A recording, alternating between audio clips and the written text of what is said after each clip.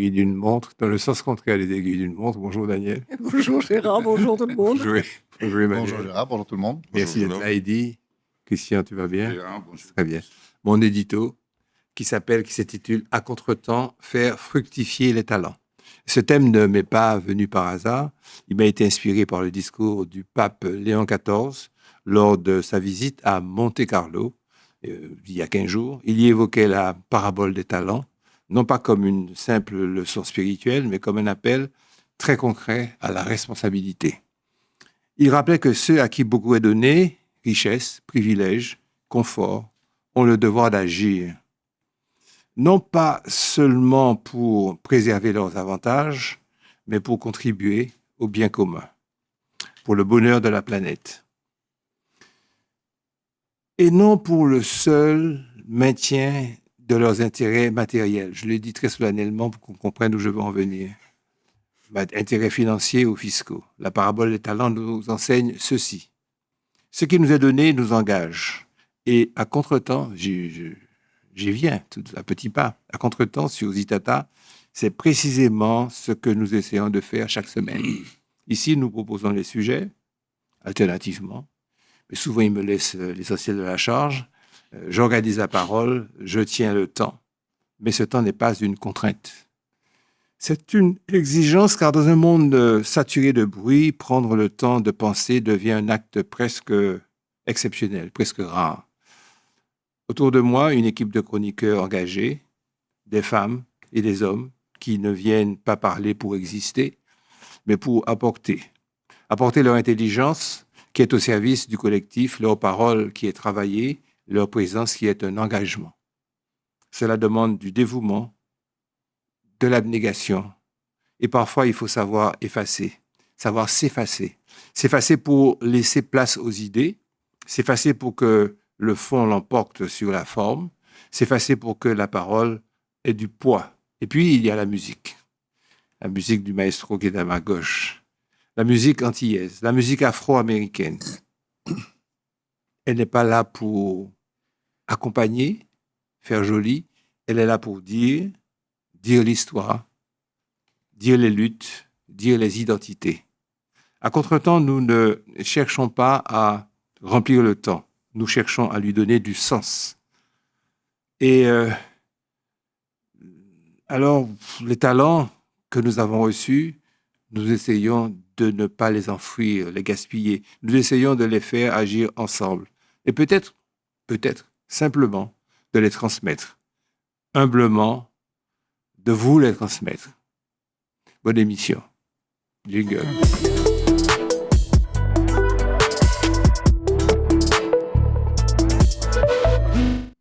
Alors, élus locaux salariés, un statut rénové, la loi du 22 décembre 2025. La question, est-ce que ça suffit? Et c'est Christian qui va développer pour savoir si en réalité, ça instaure une véritable démocratie, que tout le monde, du plus pauvre au plus riche, puisse participer, puisse vouloir participer aux consultations électorales. Alors, chers amis que nous écoutez, sachez que Gérard nous donne beaucoup de travail. Et donc, j'ai dû travailler pour pouvoir échanger avec vous. Non, dites-moi, il n'y a pas une grève qui s'annonce, là. Non, pas du tout. Cool. Alors, je vais faire un petit inventaire sur le... Non, point d'ordre. Oui. Pour qu'il y ait grève, il faut qu'il y ait salaire. Voilà. Alors, le sujet que Gérard m'a donné m'amène à, si vous voulez, à essayer de visualiser le cadre juridique global du statut de l'élu. Rappelez que la Constitution, il y a des sources, la Constitution prévoit déjà un certain nombre de dispositions, il y a le Code électoral qui existe également, il y a les codes généraux des collectivités territoriales, il y a des lois sur la transparence et la déontologie, il y a le statut des parlementaires. Donc, à chaque niveau, il y a déjà des dispositions. La loi de décembre 25 dont tu parles, elle est relative au statut de l'élu local. D'accord ?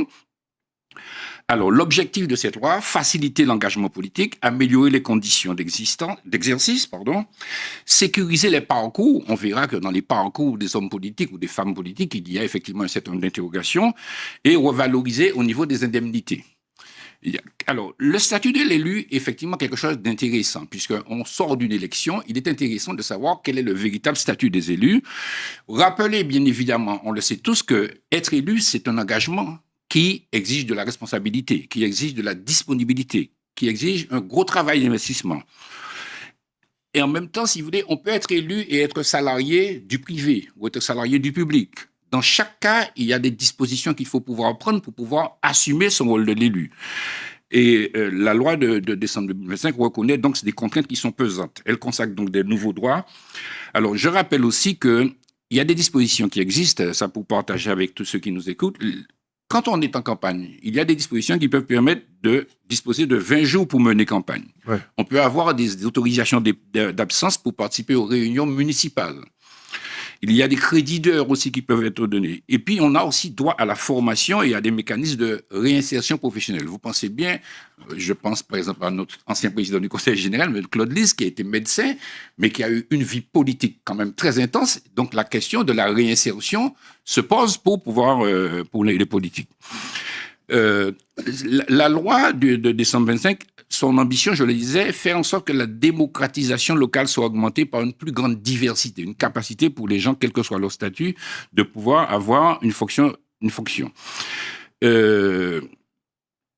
Alors, pour aller un peu plus loin aussi, puisque je pense que Gérard va compléter, je vais donner quand même une idée de ce que c'est quoi les rémunérations des élus, par exemple. Je donne un exemple. Dans une commune de 23 000 habitants, un maire peut toucher jusqu'à 3 750 € bruts. Voilà. Et un adjoint peut toucher entre 1 000 et 1 350 € bruts. Bien évidemment, si vous voulez, ces indemnités, ce ne sont pas des salaires, ce sont des indemnités. Ce sont des indemnités qui, effectivement, si vous voulez, permettent à cela de compenser, si vous voulez, les pertes qui sont... Voilà. Oui. Donc, on peut dire, pour terminer, effectivement, que cette loi, encore une fois, elle vient compléter un dispositif, mais selon le rédacteur de l'article qui m'a inspiré, enfin, en tout cas, sur lequel j'ai travaillé, on ne peut pas être totalement satisfait. Il reste encore beaucoup à faire pour faire en sorte que les élus aient un statut qui soit un petit peu plus conforme, si vous voulez, aux exigences d'aujourd'hui. J'ai rien à ajouter. Il faut quand même... Excuse-moi, il faut quand même dire que cette loi est totalement insatisfaisante sur le statut de l'élu féminin. Là, il y a un vrai scandale. Et ils auraient pu profiter de cette loi pour dire que, compte tenu des contraintes liées à la maternité, par exemple, il n'y a pas que ça, mais la maternité, à la famille, au décalage de revenus, etc., la femme devrait pouvoir bénéficier de privilèges beaucoup plus importants que l'élu moyen. Mais les hommes, élus ou pas, pensent que les femmes, c'est un petit peu après, quoi. Ouais. Primaire à gauche, primaire à droite, le grand bazar. À un peu plus d'1 an de la présidentielle, le débat sur les primaires révèle moins un simple désaccord de méthode qu'une recomposition profonde du paysage politique. Emmanuel, c'est toi. Oui, alors, donc bientôt, des élections présidentielles arrivent, et donc les écuries commencent à bouger un peu, et la question se pose de savoir comment désigner la tête de file, le représentant du parti, le représentant d'un mouvement, le représentant d'un camp, pour aller solliciter les suffrages des Français. Et là, il y a plusieurs débats qui se confrontent. Il y a les tenants de la primaire, donc, qui disent en gros, il y a tellement de candidats potentiels, on va faire un avant-premier tour, donc, pour pouvoir désigner le champion d'un camp. Voilà. Et donc, ça, ce sont des questions que se posent les partis de droite comme les partis de gauche pour essayer de faire émerger un candidat unique plutôt que d'aller à la bataille en alignant une batterie de candidats. Donc, la question, c'est est-ce que ce principe de la primaire, c'est quelque chose de positif ou est-ce que c'est quelque chose de négatif? Donc, on peut balayer les points forts et les points faibles de manière assez classique. Dans la colonne des plus, ce qu'on peut dire, c'est que le principe même de la primaire, c'est un principe de transparence. C'est-à-dire qu'on donne la chance aux tenants d'un camp d'exprimer ses idées pour pouvoir faire émerger le dominant, on va dire. Le deuxième point fort, c'est pour le camp en question, c'est un levier de conquête de l'espace médiatique. Parce que pendant que la campagne des primaires est menée, eh bien, ce sont les valeurs de ce camp qui sont mises en valeur. Et le troisième point, c'est la primaire permet pour les candidats qui n'ont pas forcément été confrontés à la bataille présidentielle, eh bien, c'est en quelque sorte de s'offrir un crash test et de mesurer la dureté de la confrontation en vue de la bataille ultime qui est devant eux. Ça, c'est un peu les points forts. Mais il y a quand même des points faibles, des arguments qui militent contre le principe des primaires. Je vais en citer 3. D'abord, il faut bien comprendre que quand on fait une primaire dans un camp, le principe même de la primaire, c'est d'aller chercher dans la radicalité du noyau dur de son camp pour pouvoir mobiliser les plus radicaux des militants. Et donc, on s'aperçoit chaque fois que ceux qui gagnent la primaire, quand il y a une primaire, ce sont les plus radicaux. Ce ne sont pas forcément ceux qui ont le potentiel de gagner un deuxième tour.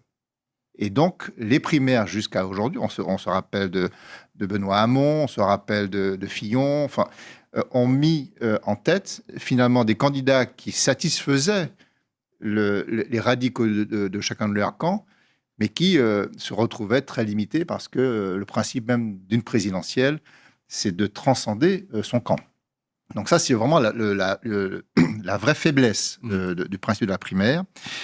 Et puis la deuxième grande faiblesse, c'est que les batailles de primaire, elles sont très dures et elles laissent des cicatrices, des traces. Qu'on le veuille ou non, ce sont des humains qui se bagarrent et qui oublient le temps de la primaire qu'ils sont dans le même camp. Et puis quand vient le temps de la vraie campagne, eh bien, on sait fabriquer des ennemis. Et ça n'est jamais bien pour pouvoir porter une idée. Et puis le dernier point, c'est que malgré tout, une primaire, ça demande des moyens, ça demande de l'énergie. Et donc, on arrive à l'issue d'une primaire avec des candidats qui sont déjà épuisés financièrement, épuisés mentalement. Et donc ça, voilà un peu les points faibles. Et donc moi, mon point de vue là-dessus, c'est de dire, au fond, les partis forts n'ont pas besoin de primaire. On n'entend pas parler de primaire au RN, par exemple. LFI n'a pas besoin de primaire. Donc la vraie question qui se cache à ce discours de la nécessité d'une primaire, c'est la force des partis. C'est les LR. Si les LR ont besoin d'une primaire pour désigner un chef, c'est le signe que les LR ont une faiblesse intrinsèque. Le Parti socialiste, c'est pareil. Et donc, en réalité, le principe même des primaires, c'est comme si on demandait à... Comment voulez-vous demander à un candidat qui n'arrive pas à convaincre son propre bureau d'être capable de diriger 65 millions de Français? C'est ça Et la vérité d'une élection présidentielle, c'est que c'est un homme face à la nation. Et c'est à cet homme-là, c'est au parti d'être suffisamment fort pour naturellement désigner un chef. Et donc, ça pose la question de la légitimité et de la force des partis. C'est vrai que les partis s'émiettent, se dispersent, mais tout de même, peut-être faut-il vraiment revenir sur le rôle fondamental d'un parti politique, qui est de dessiner une vraie idéologie, un vrai programme, un vrai corpus d'idées, et puis d'assumer l'incarnation de ces idées, et ce qui ne doit pas empêcher peut-être d'autres courants de présenter leurs candidats. Mais il faut quand même considérer qu'après tout, le premier tour d'une élection, c'est d'offrir peut-être une vraie primaire par le premier tour. Comme on dit souvent, au premier tour, on choisit, et au deuxième tour, on sanctionne, on élimine. On élimine. Très bien. Eau et énergie en Martinique, une autonomie normative ou un transfert de responsabilité? Bien. Alors, comme vous le savez, le Sénat a autorisé la CTM, on fait vite, hein, oui. La Martinique, à travers la CTM, oui. À faire lui-même ou elle-même la règle. Je résume, en fait, l'habilitation, donc cette fameuse habilitation eau... énergie. En fait, je mets à côté de l'eau, je mets tout ce qui touche au traitement des eaux usées, l'assainissement, oui. Ça va avec.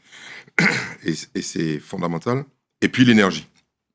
Alors, je vais d'abord commencer, avant de répondre à cette question, est-ce que c'est de l'émancipation, c'est-à-dire est-ce qu'on va vers, entre guillemets, on est sur le chemin de l'autonomie, ou est-ce que c'est juste un transfert? Faire la différence entre l'habilitation et l'adaptation de la loi. Parce qu'il y en a qui se mélangent les pattes. L'habilitation, c'est je demande l'autorisation de faire la loi moi-même. L'adaptation, c'est l'État qui adapte la loi à la Martinique. OK? Donc, il y en a un qui est sur la voie de l'autonomie, c'est-à-dire l'habilitation, et puis il y a l'adaptation de la loi. Le plus courant, c'est l'adaptation de la loi. OK? Ça va vite. On vote une loi, et puis il y a des articles qui adaptent la loi. Puis des circulaires. Voilà. Ça, hein. Alors, il faut quand même rappeler que ça n'a pas été le cas jusqu'en 1986. En 1986, quand une loi était votée, elle ne s'appliquait pas de manière automatique au territoire d'outre-mer. Et il fallait donc des dispositions, des articles spécifiques et même un certain nombre d'arrêtés qui faisaient que cette loi devenait applicable. Bon, ça a changé avec les lois de décentralisation, mais je réponds donc à ta question. Oui, c'est un chemin vers l'autonomie, mais personne n'a l'air de s'en apercevoir. Mmh. Alors, j'ai compté, nous avons 12 habilitations. Et les élus du coin ne savent même pas qu'ils ont une habilitation. Prenons un exemple. Habilitation sur la mobilité. Le fameux paiement mobilité, là. Vous savez que c'est une habilitation. Eh oui. Et les élus découvrent que, et puis en plus, ils augmentent. La CTM augmente, c'est un scandale, etc. Non, pas un scandale. C'est la loi qui leur a donné.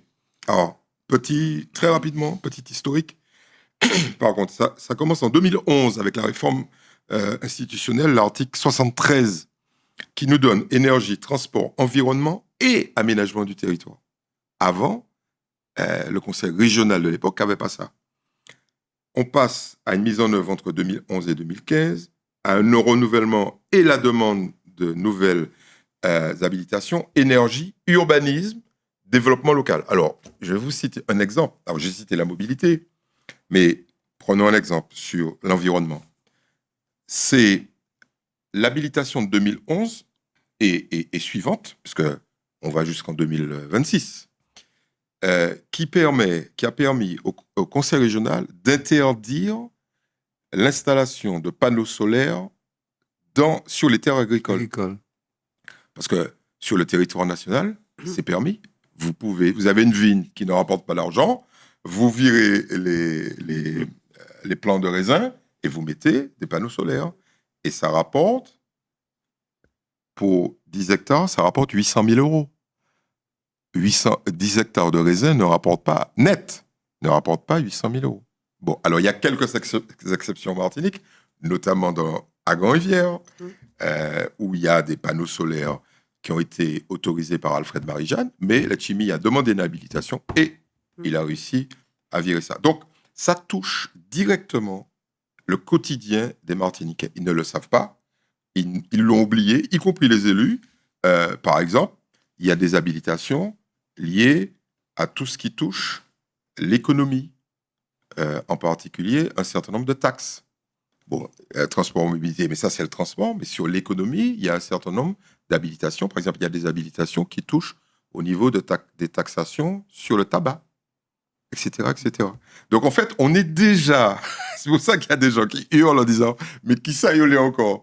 Et c'est vrai qu'il y en a 11. Hein. Quand on les décline, quand on rentre dans le détail, on s'aperçoit que sur un paquet de domaines, on a déjà la possibilité de faire la loi nous-mêmes, pas de l'adapter, de la faire nous-mêmes. Simplement, il y a des limites. Elle est toujours temporaire, cette habilitation. Elle est accordée pour une durée déterminée dans la loi d'autorisation, d'habilitation, et elle dure entre 2 ans et 5 ans. Alors, il était prévu, au tout début, que quand une habilitation fonctionne, elle soit élargie à l'ensemble du territoire français. Ils ont vite viré ça, parce que, bien évidemment, ça aurait été inapplicable. Et elle peut être, il y en a quelques-unes. Alors, c'est pas nous seulement, les Martiniquais, qui avons ce type d'habilitation. Ça peut être une durée d'1 an s'il y a des cas d'urgence. Alors, j'ai cherché des cas d'urgence, j'en ai pas trouvé, mais c'est possible. Et elle peut être prolongée par une nouvelle loi. Alors, sur un plan purement politique, il est clair que cette loi d'habilitation, ces lois d'habilitation figurent dans l'article 73, lié à un changement de la Constitution, lié à un changement, une modification constitutionnelle. Et ce que certains élus veulent, c'est que, ça devienne non plus exceptionnel à durée déterminée, mais que ça se fasse de manière, on va dire, définitive et pérenne. Mais vous aurez noté que peu d'élus ont le courage d'aller sur des thématiques qui, évidemment, donneraient à voir cette émancipation. En particulier, rien sur la fiscalité. Ils vont sur la fiscalité dans un certain nombre de domaines, mais qui ne sont pas des domaines fiscaux. OK ? Rien sur la santé. Rien sur tout ce qui touche à l'ordre. Parce que là, il y a des domaines régaliens. Mais en fait, il y a une espèce de timidité des élus à aller sur des domaines où ils vont faire la loi eux-mêmes. Parce qu'en réalité, la problématique majeure, et ça transparaît dans ta question, c'est que la plupart du temps, vous faites la loi vous-même, mais sans les ressources. Et la problématique majeure, c'est ça là. C'est qu'on va vous donner l'autorisation de créer de nouvelles règles, mais vous ne serez pas accompagné financièrement. Donc, si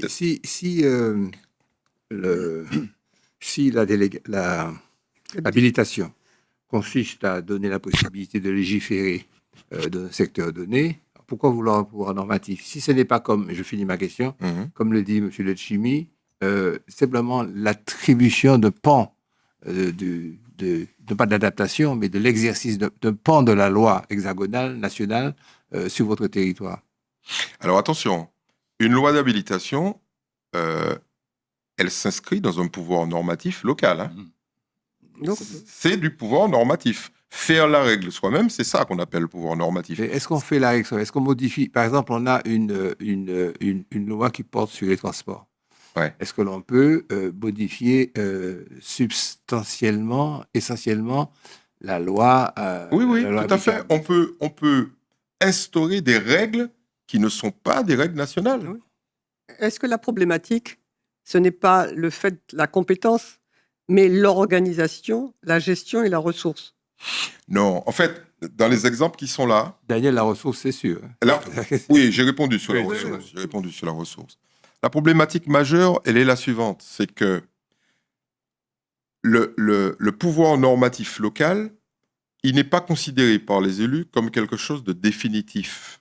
C'est ça qu'il est. C'est-à-dire, ils disent, bon, OK, on va réguler, on va créer de nouvelles règles et on va mettre un certain nombre de choses en place. Mais ça ne dure pas 2 ans. La mise en place est beaucoup plus longue. Et tous les investissements qui vont être faits peuvent du jour au lendemain disparaître. C'est ce côté précaire qui fait qu'ils n'y vont pas. Ils veulent qu'on lève la notion même de précarité. Et l'une des subtilités pour faire en sorte qu'on ait un pouvoir local sans... Imitation ? Non. Sans consultation du peuple, c'est ce qui est en train d'être travaillé, négocié, c'est ça. C'est vous dire, on vit à la précarité, on vous donne la réglementation, vous avez de nouveaux pouvoirs, au revoir. Vous n'avez pas besoin de consulter le peuple. Eddy se débrouille toujours parce qu'il est très intéressant à grappiller sur le temps et donc à prendre plus de temps qu'il ne le faut. Donc, vous rétrécissez vos interventions parce que quand il est là, c'est comme ça. Je voudrais introduire le sujet qui est sur la nostalgie. C'est bien toi, Emmanuel.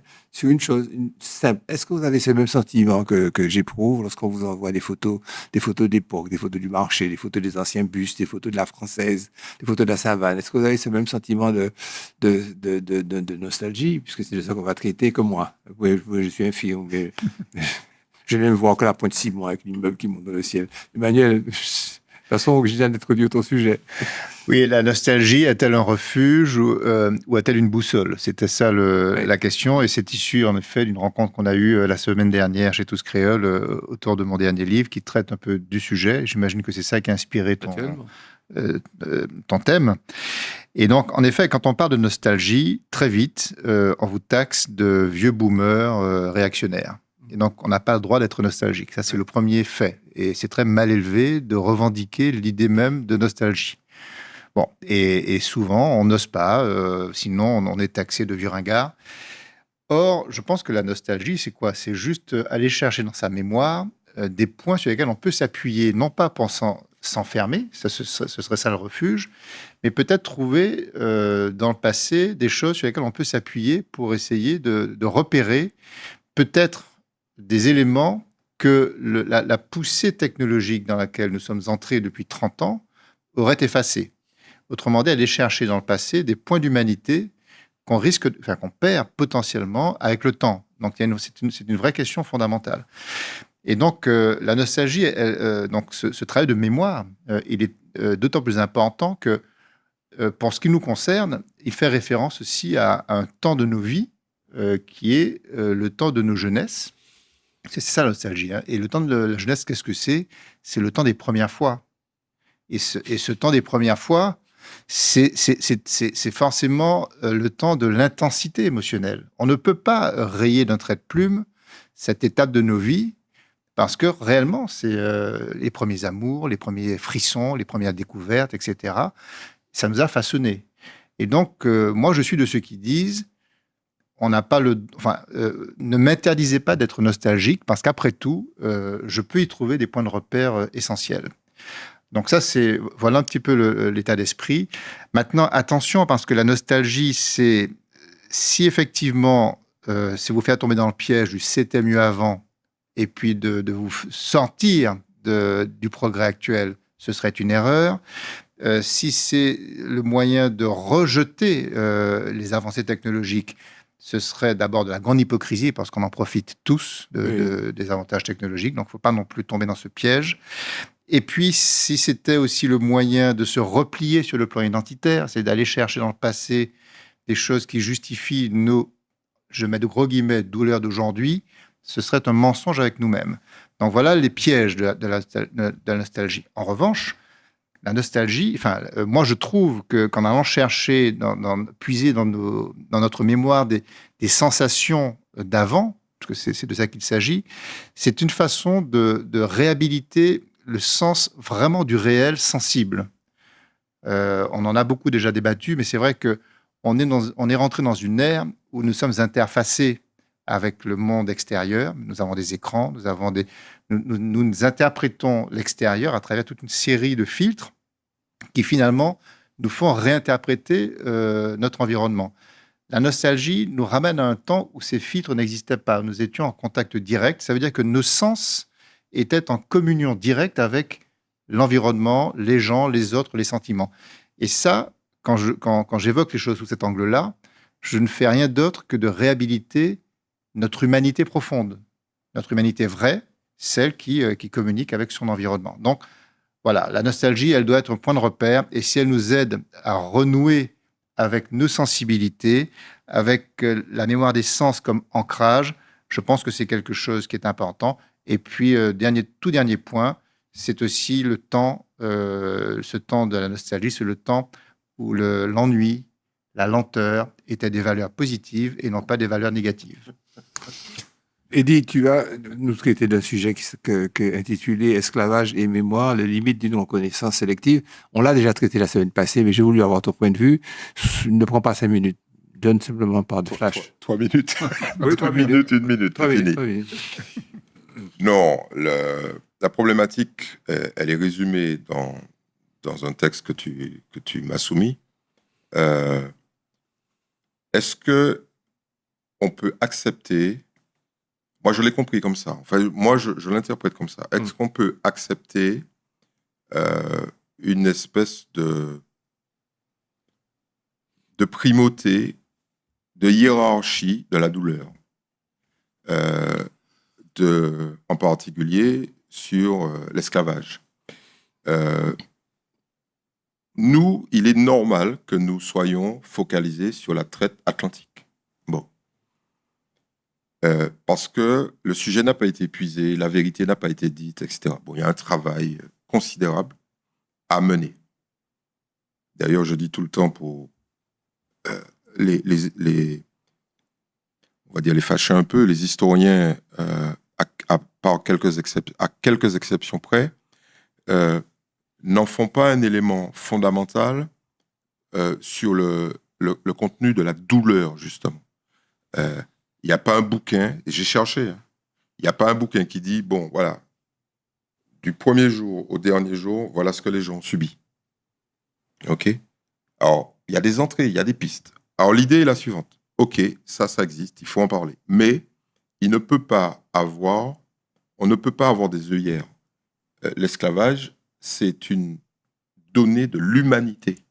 C'est ça qui est terrible. C'est un humain, dès qu'il a mis le pied sur terre, a profité des faiblesses des autres. Et les autres, les plus faibles, ont été mis en esclavage. Alors, il y a différentes formes, bien évidemment. Mais il n'y a pas que la traite atlantique. Il y a la traite transsaharienne. Il y a la traite orientale. Je veux dire, les serfs en Chine, c'est pendant des millénaires. OK? Bon. Et nous, on a deux boulots. Un premier boulot d'aller jusqu'au bout de la vérité sur ce qui nous a concernés et concerné nos ancêtres. Et puis, l'élargir de manière globale pour dire c'est un scandale mondial. C'est un scandale mondial. Et, de mon point de vue, ça va nous donner encore plus de force et de légitimité à aboutir à des solutions pour l'avenir. On n'a pas encore fini avec ça, on va y revenir encore. C'est la technique que je vais utiliser. 2 semaines de suite, on peut parler de la même chose. Oui. Parce que la dynamique de l'émission fait qu'en 5 minutes, on doit donner un aspect.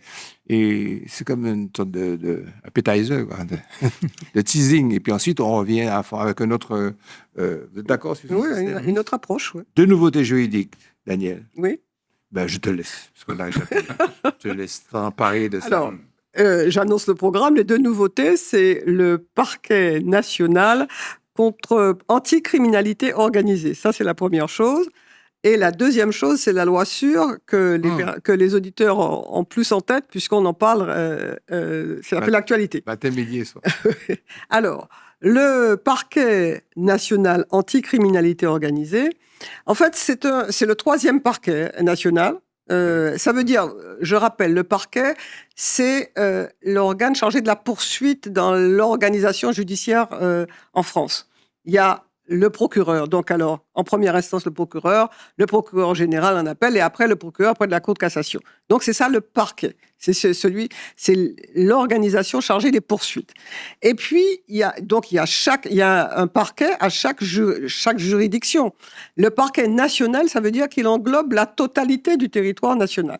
Et donc, il y a eu le parquet national financier, le parquet national antiterroriste, et maintenant, il y a le parquet national contre la criminalité organisée. Et ce parquet national, donc c'est une loi de juin 2025, avec mise en pratique en janvier 2026, donc c'est récent, mais qui a pourtant déjà eu des actions un peu d'éclat, parce que les actualités nous ont montré, par exemple, notamment lorsqu'on a arrêté des dizaines de personnes pour la DZ Mafia en France, c'était le parquet anticriminalité organisée.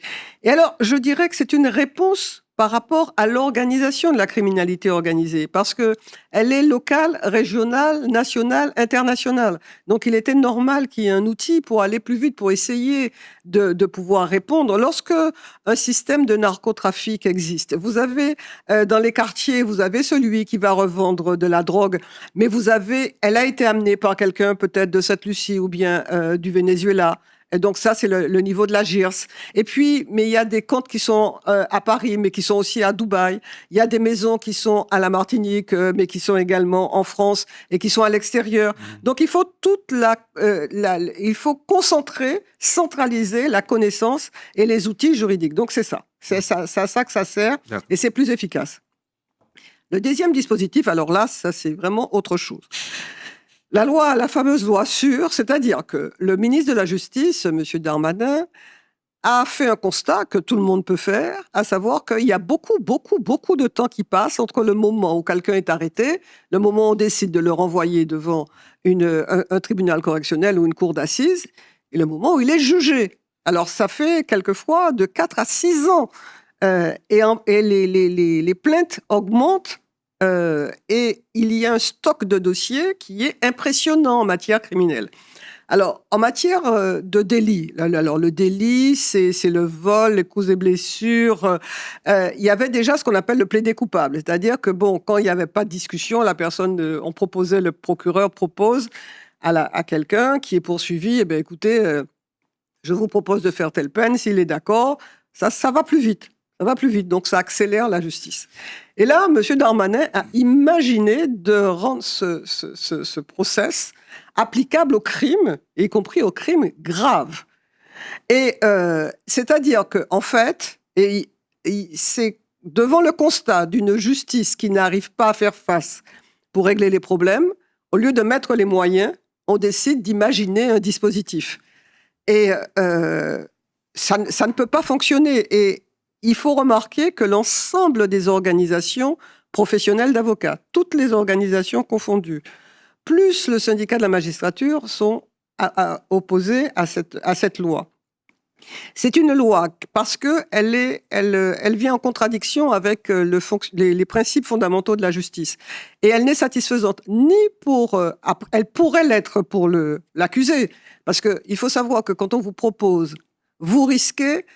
on ne peut pas vous donner plus de 2/3 de la peine que vous encourez. Vous encourez 30 ans, vous risquez pas plus de 20 ans. Donc, et même quand c'est la perpétuité qui est prévue, on peut vous proposer 30 ans au lieu de la perpétuité. Donc, on se dit, bon, l'accusé, il va peut-être avoir intérêt, c'est dans son avantage. Ce qu'il faut savoir, et moi je crois que c'est le plus important, c'est que quand on a un plaidé coupable en matière criminelle, il n'y a pas de débat sur la culpabilité, il n'y a pas de débat avec les témoins ne sont pas entendus, les experts ne sont pas entendus. Et ça peut entraîner un certain nombre de préjudices. Par exemple, pour aller plus vite, un accusé de viol qui a une peine qui est la peine de viol, mais s'il y a des circonstances aggravantes, il peut risquer la perpétuité. Mais si le procureur ne lui propose que la reconnaissance de culpabilité que pour le viol seulement, et qu'il n'y a pas de débat avec des témoins et des experts, pour qu'un expert puisse venir dire que la thèse de l'accusé est contredite par des expertises et qu'on pourrait retenir la thèse de la victime qui dit qu'il y a eu menace avec couteau, etc. Il y a tout un pan du procès qui ne peut pas avoir lieu. Et donc, c'est une circonstance qui ne peut pas, ça ne peut pas être rendre la justice. Et moi, je pense que alors, la loi doit venir, le projet de loi, puisque c'est un projet de loi, il doit venir en discussion le 13 avril. Donc, on verra les amendements qui seront éventuellement proposés, les débats, ce que donneront les protestations des avocats. Et pour terminer, je voudrais saluer le bâtonnier Alain Gibet, qui est ancien bâtonnier de Guyane, vice-président du Conseil national des barreaux, qui a fait un article magnifique sur cette loi, donc pour ceux qui veulent en savoir un peu plus, et qui indique que c'est vraiment l'anatomie d'une justice en faillite. Notre émission s'appelle La Contretemps, donc le deuxième volet, qu'on fera dans 15 jours, et tu seras là, consistera à, je ferai ce travail, je vous enverrai l'affiche, à voir les crimes, puisqu'il s'agit de crimes, délits, tribunal correctionnel, crimes criminels, enfin, c'est une cour d'assises, qui peuvent être traités, à mon avis, malgré tout, sous la forme du plaidé coupable et qui ne nécessitent pas nécessairement la solennité. Mais c'est du procès. Du procès. Ça peut être réduit, mais enfin, nous sommes à contre-temps. On va parler comme tout le monde, à l'abreuvoir, à la même heure, pour la même eau. Nous buvons une eau beaucoup plus subtile et beaucoup plus distinguer très vite parce qu'on a beaucoup de retard. 10 secondes, je partage tout à fait. Simplement pour la vérité, pour la transparence, il faut quand même noter que dans la loi, ce qui est prévu, c'est que si la victime s'oppose au plaidé coupable, il n'y a pas de plaidé coupable. Il faut quand même le dire. Oui, absolument, tu as raison. Il faut le dire, tu as raison. Jingle, qu'est-ce qu'on fait après? On fait la culture.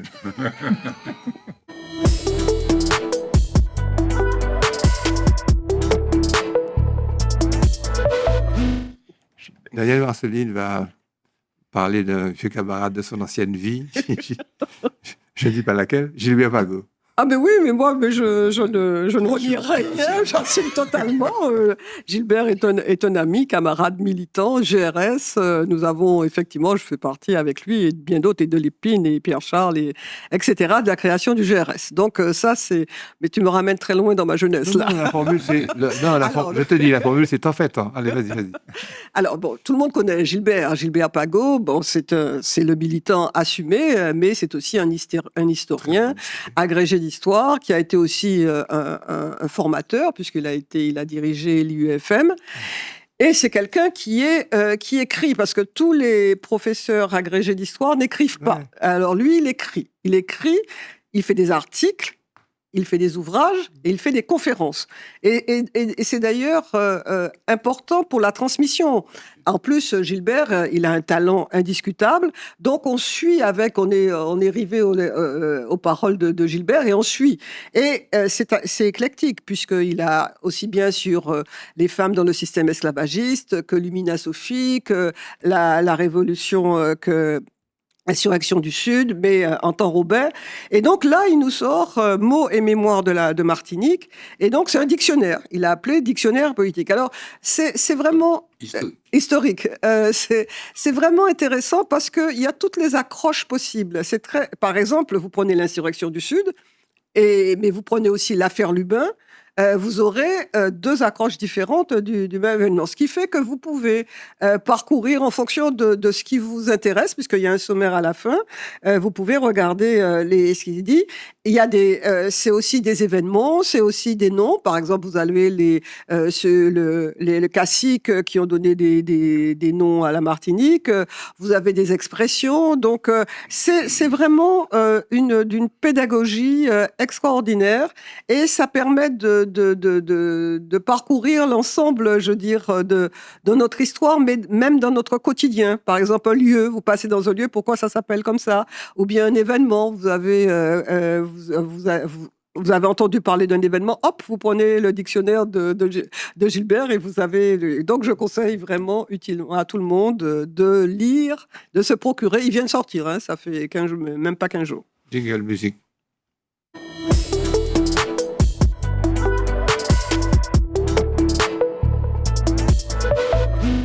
Timothée Hérel. Oui, alors je pensais un peu à la nostalgie. Parce que la musique aussi, c'est un élément qui enrichit, si vous voulez, cette nostalgie, le souvenir de titres, le souvenir de morceaux musicaux. Alors aujourd'hui, je parle effectivement d'un homme très sympathique qui s'appelle Timothée Hérel. Il s'est fait un nom, il s'est fait une identité à travers des chansons. Il s'est fait une popularité aussi, parce que c'est ce qu'on appelle véritablement le chanteur populaire de variété. Et donc, je vais proposer un premier titre que tout le monde a connu. Ça parle de la vertu, de l'amitié. L'amitié belle, aussi belle que l'amour. Ouais. L'amitié, l'amitié, l'amitié, l'amitié, l'amitié, l'amitié, l'amitié, l'amitié. L'amitié, l'amitié, l'amitié, l'amitié, l'amitié, l'amitié. Oh, l'amitié belle. Aussi belle qu'il l'amour, aussi belle qu'il l'amour. Oh, l'amitié belle. L'amitié, l'amitié.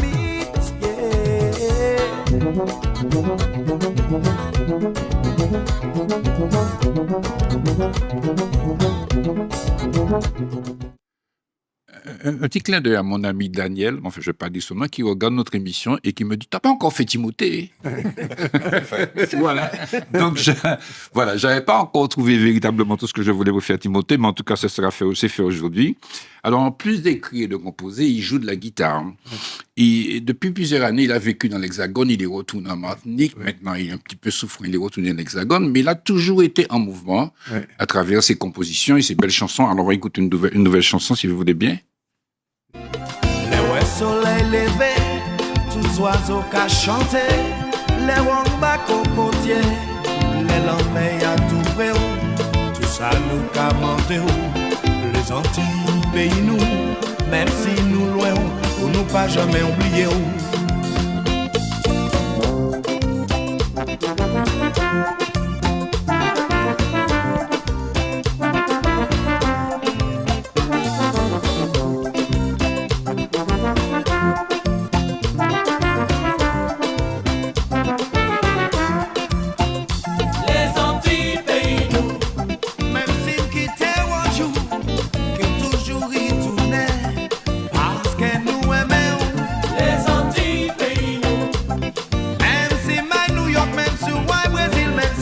Canada.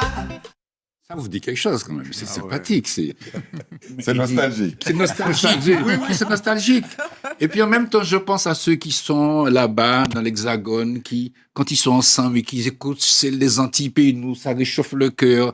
Donc, si vous voulez, c'est vraiment très sympathique, ouais, en tout cas. Alors, c'est un homme qui s'investit beaucoup. Il a fait ses productions, il fait ses concerts. Vous voyez, il n'a pas vraiment de manager et qu'après on fait parfois. On va l'écouter un petit peu dans ses propos. Là, j'ai trouvé une interview qu'il a fait avec un média. Je dirais que je suis d'une époque des Rico Jazz. Les Rico Jazz, tu te rappelles de ça? Bon Peli, Marie-Josée. Ah oui, très bien. Marie-Josée. Wale, Kaimisie, ok. Tu vois, c'était l'époque. C'était les Rico. Et puis mon frère Jules qui jouait, qui chantait dans un groupe qui s'appelle Combo Jazz, avec Modeste, tout ça. Ces gens-là m'ont beaucoup inspiré. Ces gens-là ils m'ont beaucoup fait du bien en m'apprenant des choses. Tu sais, ma maman évitait que je sois musicien. Tu connais ma maman, Elvina. Elle évitait que je sois musicien. Et puis, ils m'ont laissé partir de la Martinique à l'âge de 14 ans. Je suis rentré en métropole. Et de là que j'ai continué. J'avais mon premier orchestre sur la route des religieuses avec Tannic. J'ai même pas envie d'en parler parce que j'ai tellement rabâché ça. Mais les musiciens qui m'ont vraiment inspiré, c'est d'abord les Rico Jazz. Les Rico Jazz, et après, j'ai découvert la variété française.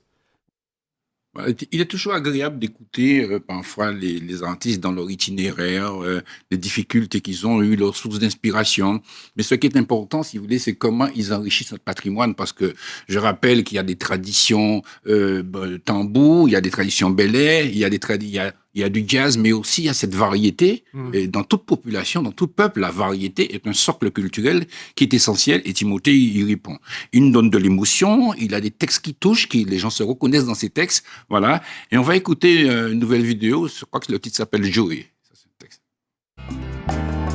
Après 20 ans que nous maillons, nous en caïla comme des étrangers. Nous apprend chaud, nous apprend fret, nous a tombé, j'arrive levé, nous a plairé qu'à rigoler. Mais nous construisons un bel avenir. Oh, oh, oh. Nous élevons Cathy Mamaï, nous faisons une belle carrière professionnelle. Jodi, nous t'es fiers. T'es tranquille, car siroter ti la vie, car évoquer les souvenirs. Hélas, à manquer nous l'essentiel.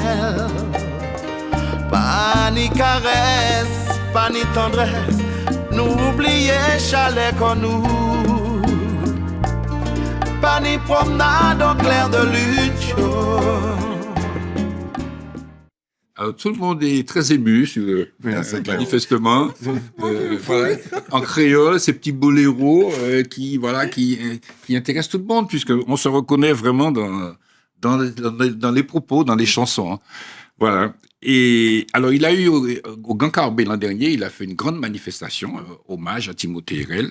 Je vous invite à découvrir effectivement une visio à ce niveau.